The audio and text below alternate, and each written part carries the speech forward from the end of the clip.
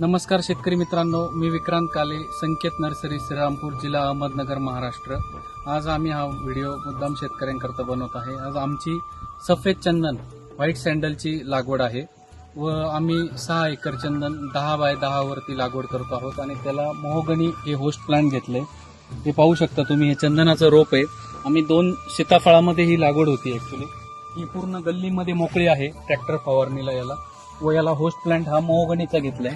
12 वर्षानंतर चंदन उत्पन्नाला चालू होईल। लोकांमध्ये गैरसमज आहे की चंदन लागवडीला परमिशन नाहीये, तर महाराष्ट्र शासनानेच आता चंदन लागवडीला पूर्ण परवानगी दिली आहे। त्याला सबसिडी पण आहे आणि 7/12वरती नोंद होत आहे।